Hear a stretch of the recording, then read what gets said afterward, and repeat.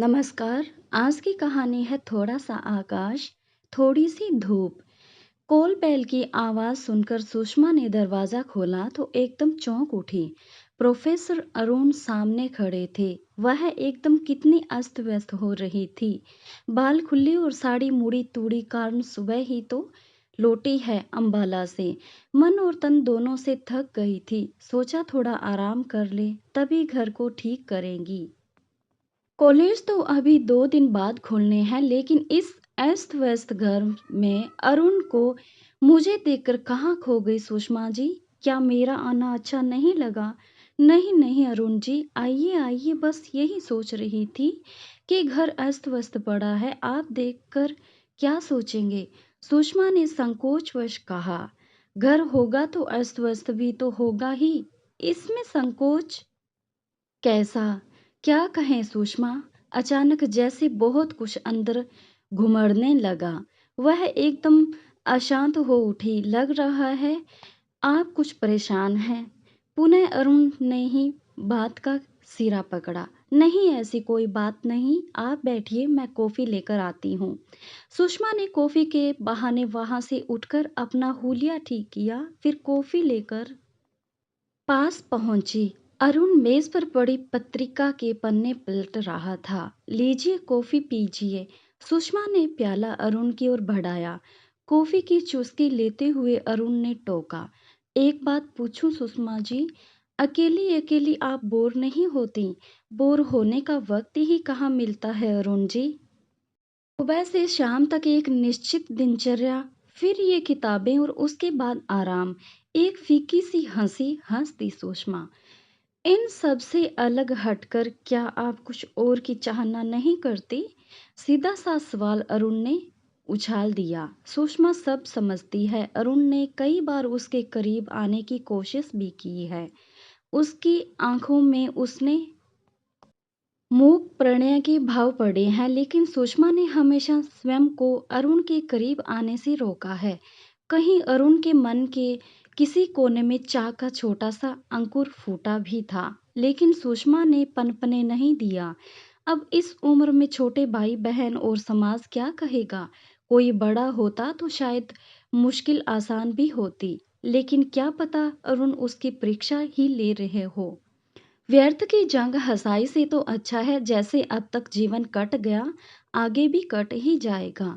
पर आज अरुण क्या यही सब कहने आया है? अब इस उम्र में और क्या चाहना? चाहने की भी एक उम्र होती है। उस उम्र में फुर्सत नहीं मिली, और अब आप भी क्या बात ले बैठे अरुण जी? उत्तर देते हुए किसी छोर पर स्वयं को समेटा सुषमा ने। चाहने की कोई उम्र नहीं होती, इच्छाएं मरती नहीं, बस दब जाती है। उन्हें जगाने भर की देरी है।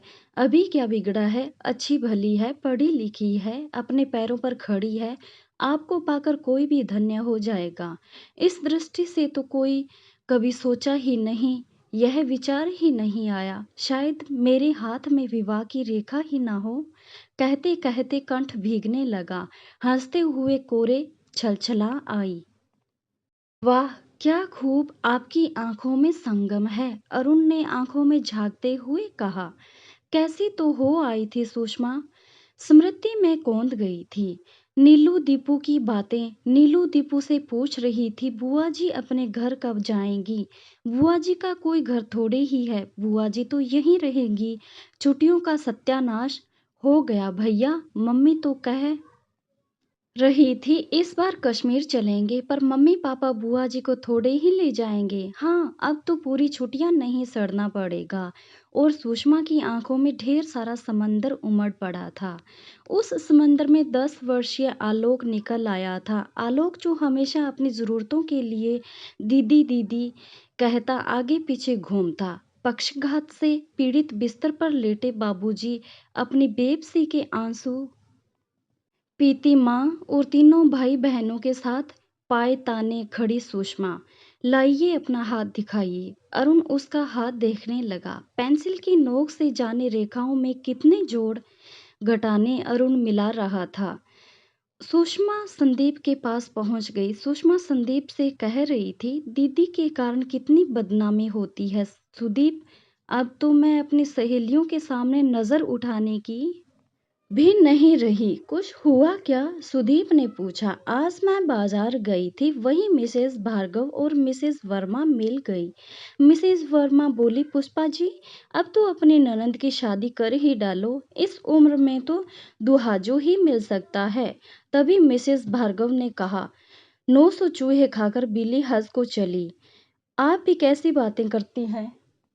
मिसेस वर्मा, इन तपस्विनियों का हाल क्या आप नहीं जानती? और दोनों खिलखिलाती चली गई। मुझे लगा जैसे किसी ने गर्म शीशा मेरे कानों में उड़ेल दिया हो।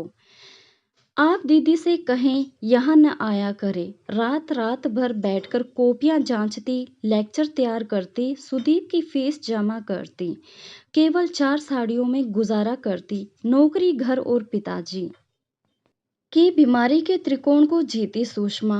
देखिए, आपके हाथ में शादी की रेखा बिल्कुल स्पष्ट है। आप कैसे इनकार कर सकती है? मुझे हाथ देखना बहुत अच्छे से आता है। और क्या क्या देखा आपने मेरे हाथ में? अच्छा बताइए, मुझसे शादी करने वाला कौन खुशकिस्मत होगा? मैं अरुण ने सुषमा की आंखों में देखते हुए कहा। सुषमा एकदम चौंक उठी। यह आपने क्या कह दिया? अरुण जी, ऐसा मजाक शोभा नहीं देता। यह मजाक नहीं है सुषमा जी, मैंने जो कहा है सच कहा है, खूब सोच विचार कर कहा है। आपकी तरह मैं भी अकेला हूँ, बस एक छोटा बेटा है जो बाहर बोर्डिंग में पढ़ता है, छुट्टियों में घर लौटता है। आपको घर और मुझे एक साथी मिल जाएगा। मैं आपको मजबूर नहीं कर रहा। बुरा लगे तो माफ कर देना। कहते कहते अरुण का स्वर भारी हो गया। सुषमा को लगा अब तक बांधा गया संयम का बांध टूटकर बह जाएगा। नहीं अरुण, मुझे बुरा नहीं लगा। तुमने मेरी मुश्किल आसान कर दी। और सचमुच उस टूटते बांध में याद आई बाबूजी की मृत्यु पर विलाप करती माँ कि अब अनु के हाथ पीले कौन करेगा। माँ को सुषमा का स्मरण नहीं था, क्योंकि वह तो पहले ही परिवार के लिए शादी न करने का प्रण ले चुकी थी। उस समय माँ एक नन्हा पौधा और सुषमा एक घना वृक्ष बन गई थी। अनु की फिक्र उसकी फिक्र बन गई थी। समस्त जोड़े हुए पैसों के साथ भविष्य निधि से भी ऋण लेकर अनु के हाथ पीले किए थे। छुट्टियों में अनु को आने के लिए पत्र लिखा था। जवाब आया था, मनोज को मेरा वहां आना अच्छा नहीं लगता दीदी। लोग तरह तरह की बातें करते हैं। और सुषमा के आगे फ्रॉक पहने इप्पी दुप्पी खेलती, आइसक्रीम के लिए जिद करती, सुषमा के बिस्तर में घुसकर लिपट कर सोती अनु साकार हो उठी थी। आज फिर अथाह सागर उसकी आंखों में उमड़ पड़ा था। ये क्या सुषमा, तुम रो रही हो? अपनी दोनों हथेलियों से उसके आंसू पोंछते हुए अरुण ने कहा। हाँ अरुण, इस सागर को आज उमड़ कर बहने दो। इसकी एक बूंद भी अब नहीं बचनी चाहिए। मुझे मेरे हिस्से का थोड़ा आकाश, थोड़ी धूप मिल गई है। दोस्तों, आपको अगर मेरी कहानियाँ पसंद आए तो प्लीज़ मुझे थोड़ा सा सपोर्ट ज़रूर किया करो, ताकि मैं आपके लिए और अच्छी अच्छी कहानियाँ लेकर आऊँ। धन्यवाद।